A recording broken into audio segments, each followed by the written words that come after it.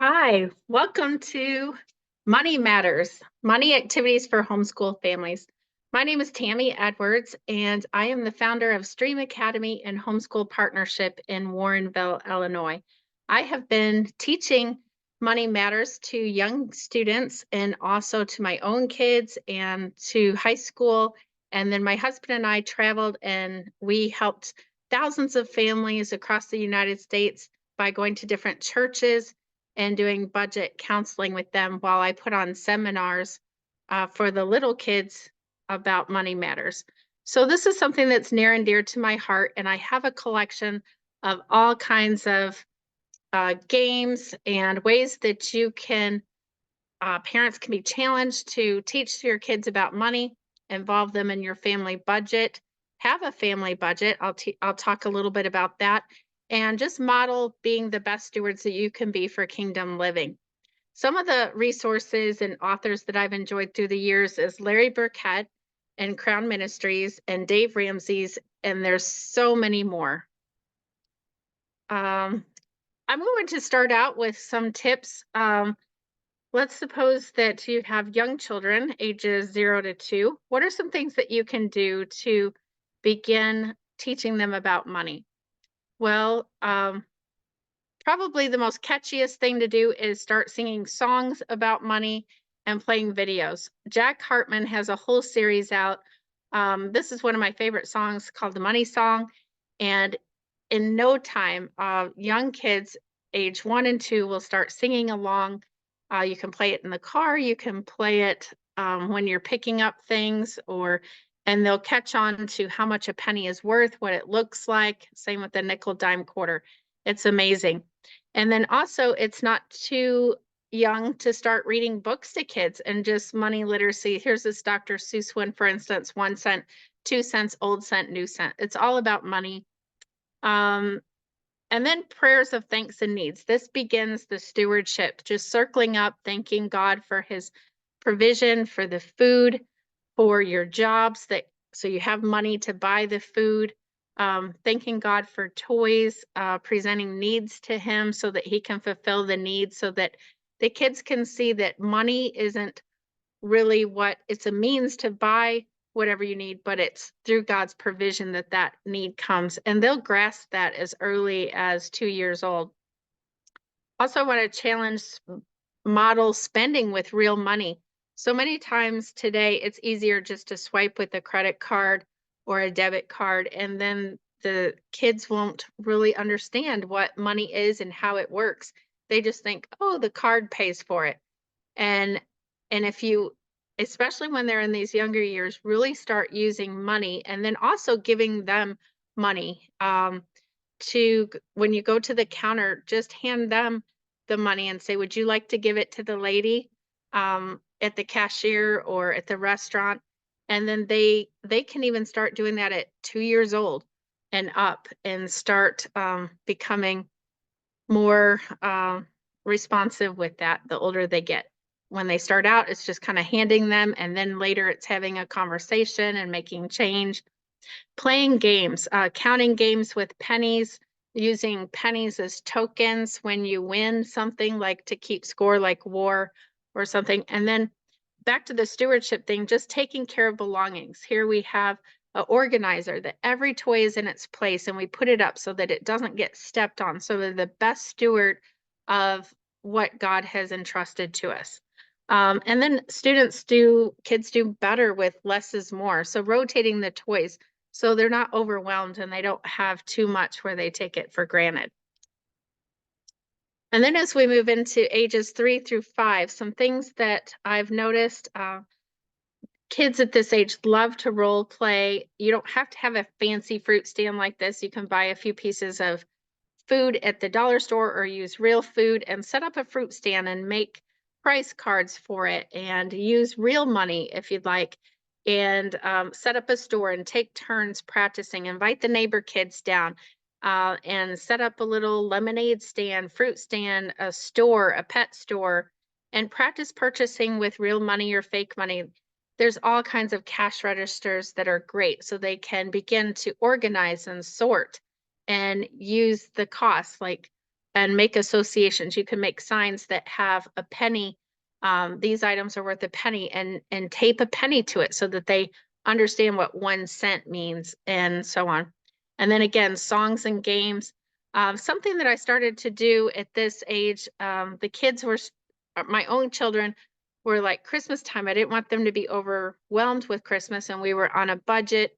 And so I just told them that it's Jesus's birthday at Christmas time, and the wise men brought brought him 3 gifts that were mentioned in the Bible: frankincense, gold, and myrrh.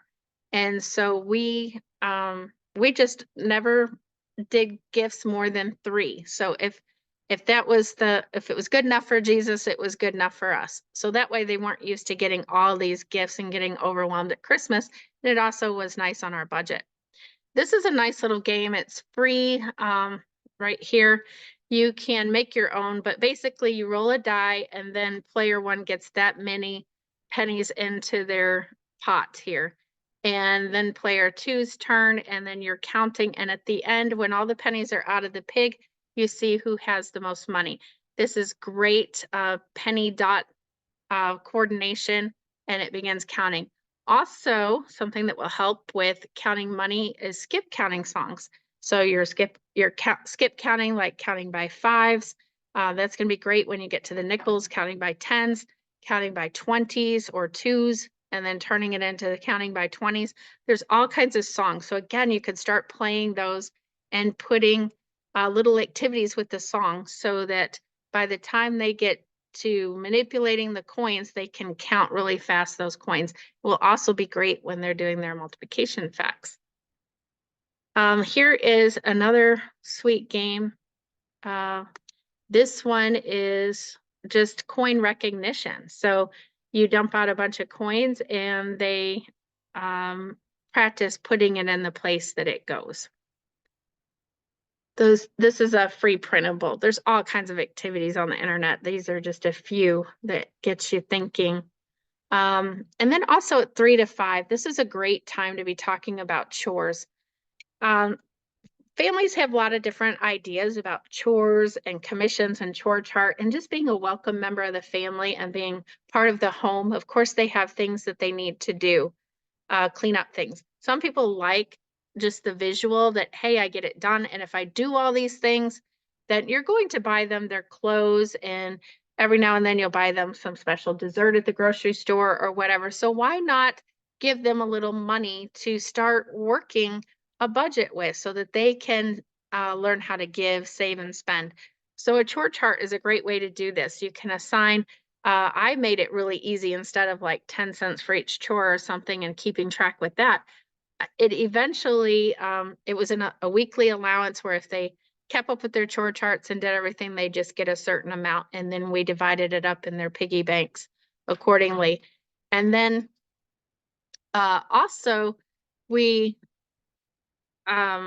later we just said, we have things that we need you to do. It's not necessarily a chore chart. They would do their regular things in their rooms or whatever, but I just wanted an obedient heart. So anytime I'd say, hey, I need some help, and then they would say, yes, mom, and come and help. And if I had that obedient heart, then they would get their full allowance. If they started to push back and not yet, I'm in the middle of something or whatever, and they didn't want to help, then they didn't get their allowance. This is a nice little chores by age. What can you expect different students to do by certain ages? So hopefully that'll be helpful to you. And then our kids started a bank at age 3, and then I do this with kids ages 3 to 6 in seminars that I teach. But you can make just a simple little bank.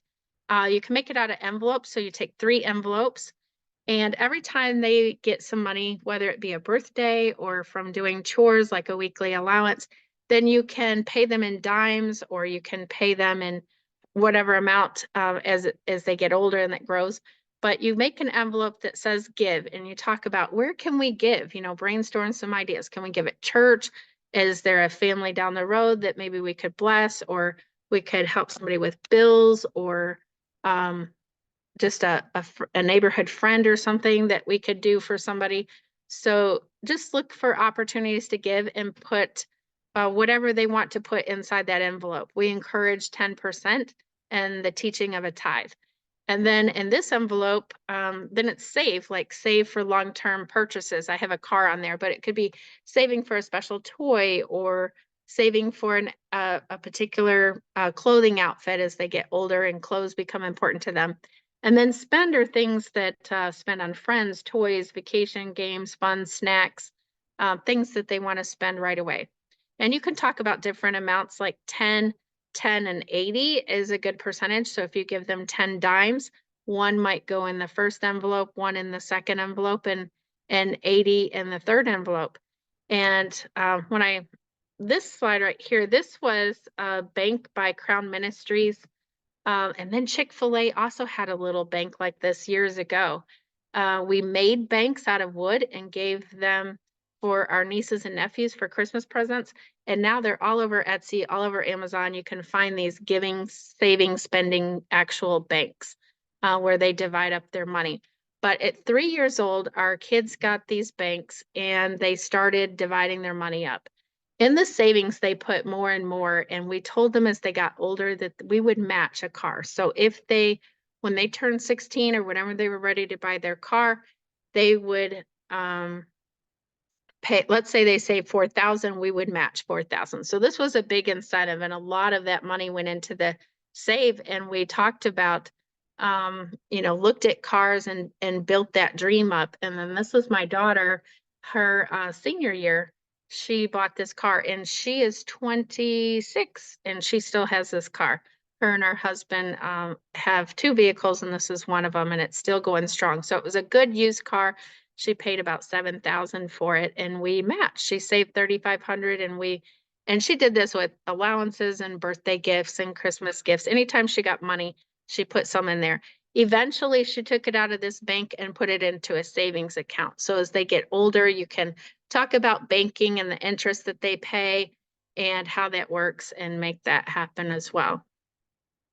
This was fun. My daughter had this, and students like to play with it too. It's a digital way. So you could put real money in, and it keeps track of each category digitally. So that was a neat little thing. At this point too, we started to play just lots of games, not just counting games with money, but we played Life Junior. We played Monopoly Junior.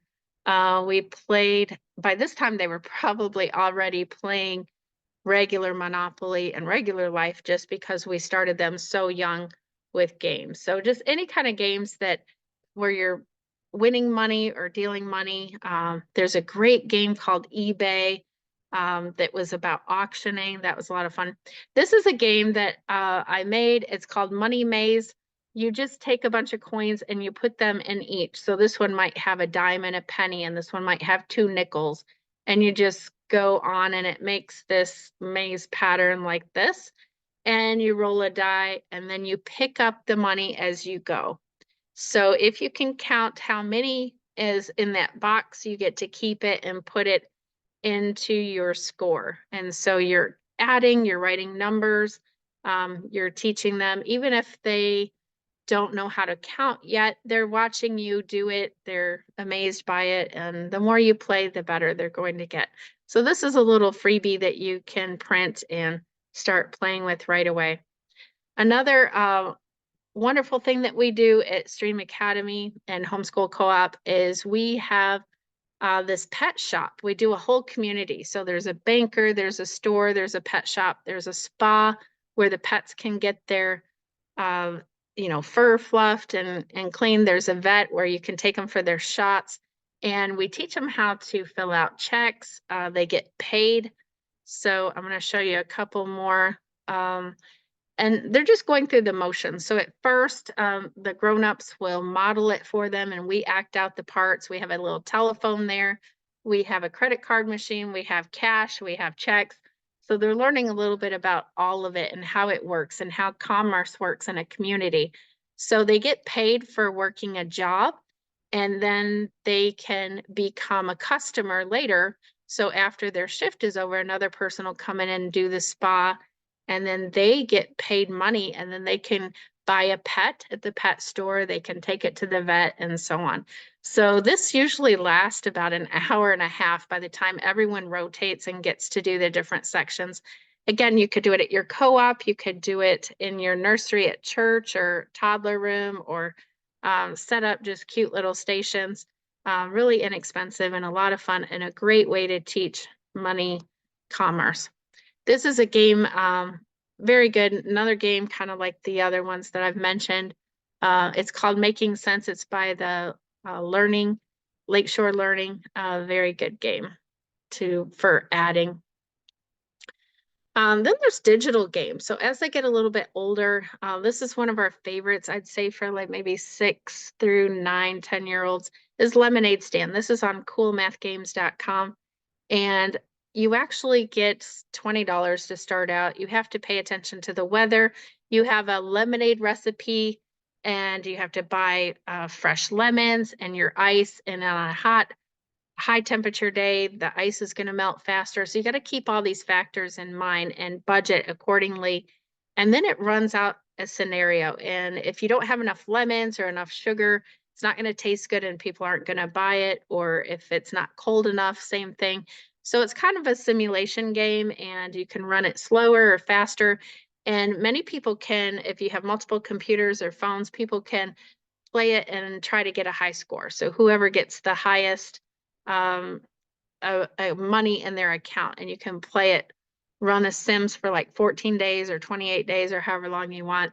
And it is so fun. And then you can transfer those things that they learn here into real life. Let's really have a lemonade stand at the local parade, where people are walking by, and in the community, where can we set it up? And then try to sell things like lemonade or soda or something, and where they actually have to buy the cups themselves. So maybe they go into debt. You give them the money to buy the cups and the lemons and all that, and then they try to make a profit, so that you're beginning to build those entrepreneurship skills.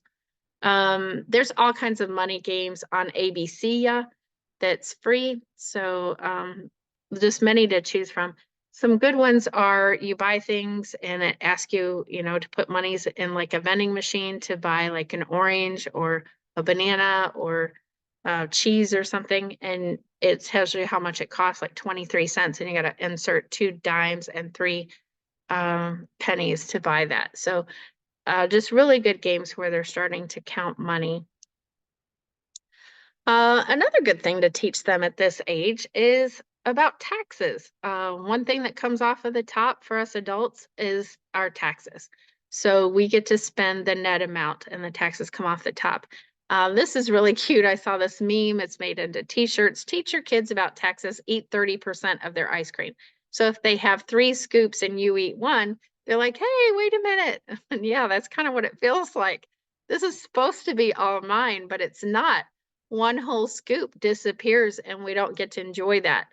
Not in the present sense like we think. Instead, we enjoy it in ways like this, in security for our country, and Social Security benefits, health benefits. And then you could just talk about the breakdown. You could have 100 bills and representing 100%, and you could put so many bills in each piece of the pie, and talk about how the government takes a little bit of money, okay, a lot of bit of money out of everybody's paycheck, or the tags or the toll roads or things like that, just all the ways that we pay taxes and how it is used for the government. Another thing that's good by the time they're about 6 to 8 years old is including them in the family budget meetings. Now, if you don't have a family budget meeting, I encourage you to start one. This is just a visual that we use with kids so that they can understand the family budget. And this is based on several different, I think this was Dave Ramsey, but your housing should be no more than 30%. So what's really a great visual is bringing real money home from the bank when you get your paycheck instead of just direct deposit. Get it out in real cash, and then say, okay, kids, we're going to have a family budget meeting. And then show them how much you make. If both parents are working, put all the money in there, be super transparent, and then say, this is where it looks like mom and dad make a whole lot of money. This is all the money in cash, and count it together. And then begin to put it on a poster board like this that is divided. So 30%, and maybe they're $100 bills. So every 3 out of 10 $100 bills go to housing. We give to our local church to support all the ministries. Tell them about what the church is supporting. Invite them to the meeting at the church when they have their annual budget, and to get in on what that looks like and how the church's budget works. And then you save for long-term savings. Talk about with them, what kind of things are you saving for? Are you saving for retirement? Are you saving for a new car? Are you saving whatever it is, a vacation, for Christmas gifts when Christmas comes, whatever it is you're saving for. And then groceries, how much does that cost? And we estimate that it costs about 15% of what we're making. Fun, this would be like entertainment and maybe vacation, insurance and medical, auto cost, including your gas, your insurance, your maintenance.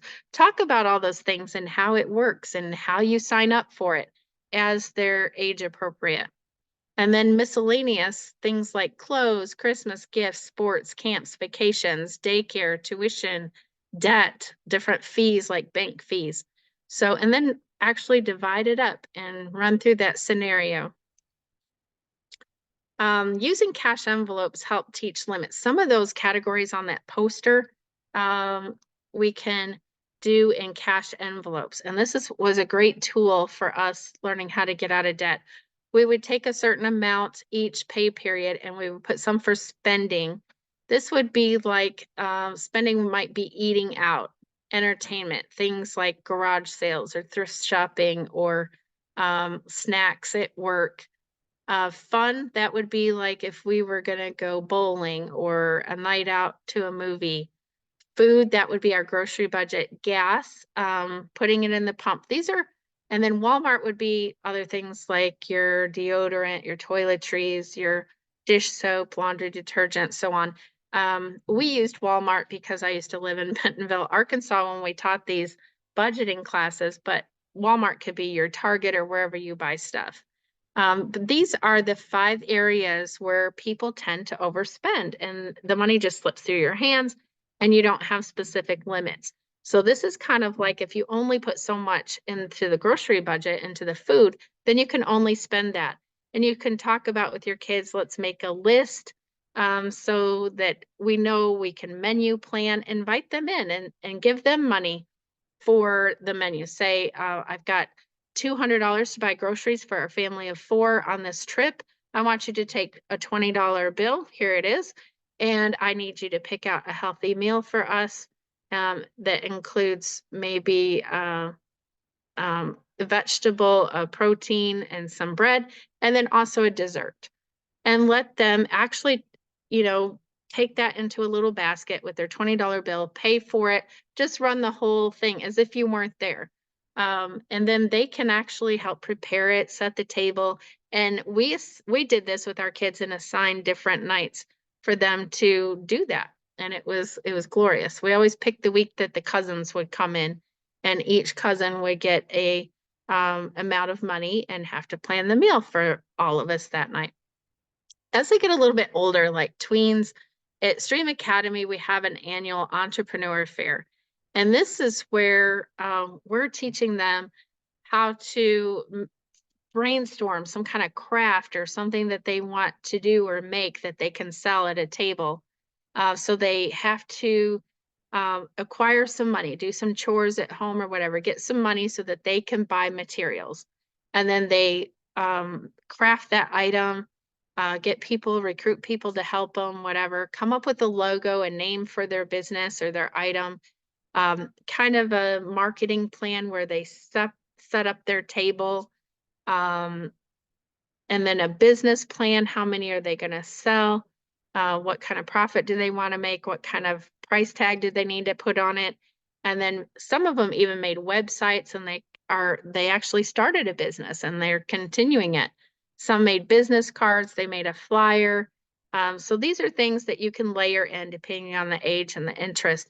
And if you're in a co-op or a neighborhood, you could have everybody do this together and come up with a list of things to do. And then everybody sets up a little booth and invite people out to buy from them. You've got your lemonade stand, your bracelet makers, your fossils or rock collection that they're selling or whatever.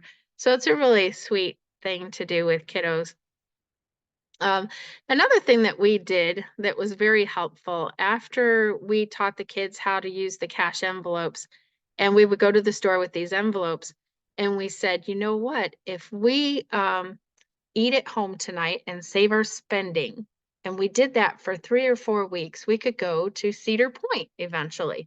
If we waited all month, it would buy us each a ticket at Cedar Point, and we would look up what a Cedar Point ticket. And if you don't know what Cedar Point is, it is the Rock and Roller Coast in Sandusky, Ohio. It is the best roller coaster park. But you have your roller coaster park or your museum or something that you might like to do as a family.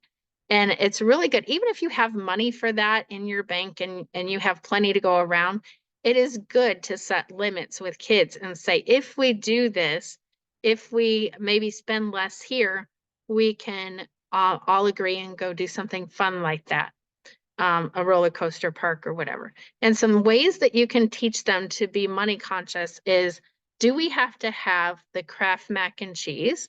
Or could we save some money with the Great Value mac and cheese? And they're like, ooh, Kraft. Kraft is cheesier according to the commercials or whatever. Well, is it really? Let's do a taste test. And you do this with items. We did it with lemonade. We did it with pretzels, marshmallows.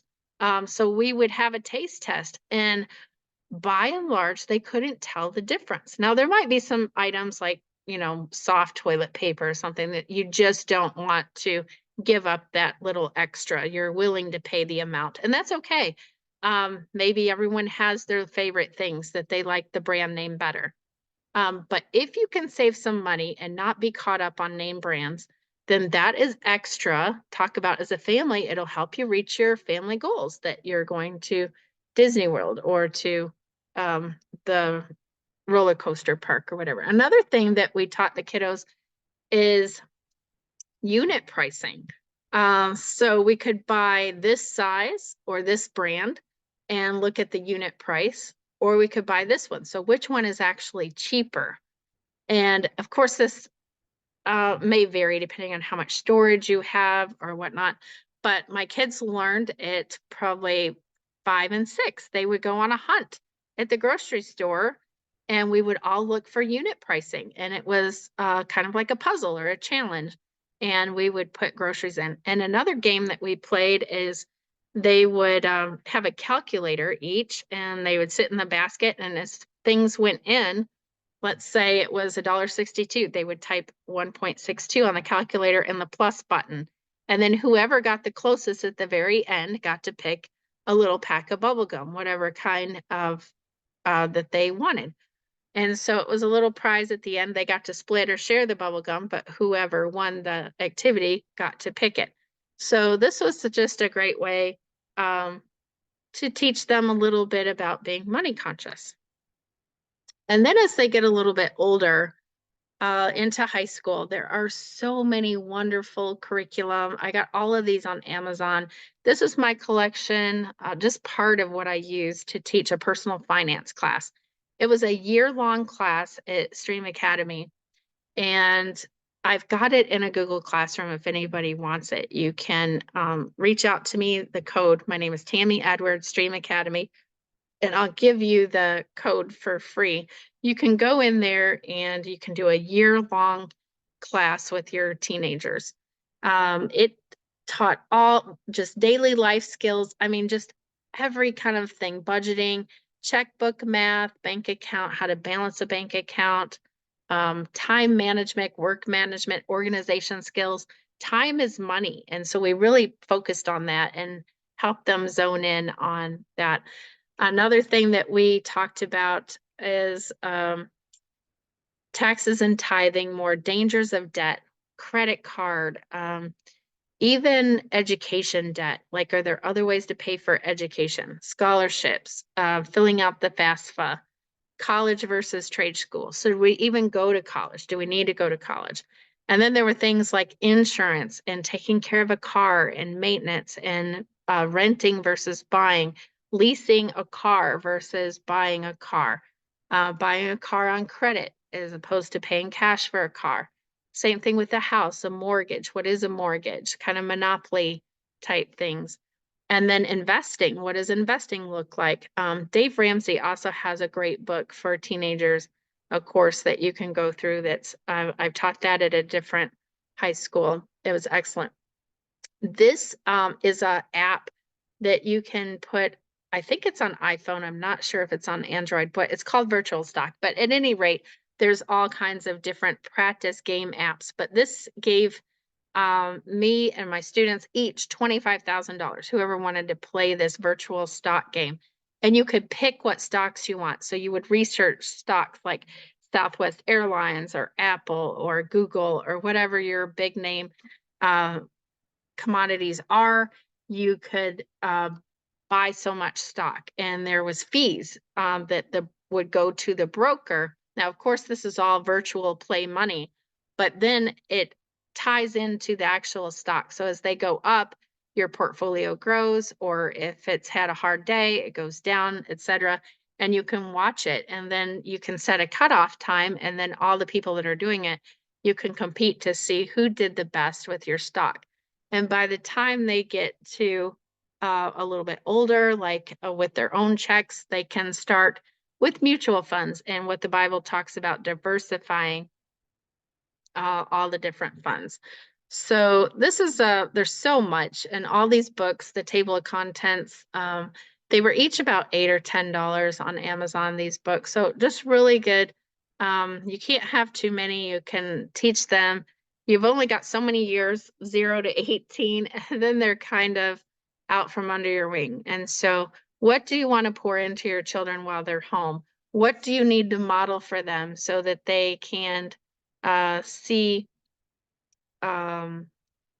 you do it. That's how they're going to learn the best. The things that you talk about, being transparent. A lot of parents are they don't combine their money together, like he pays some bills, she pays some bills.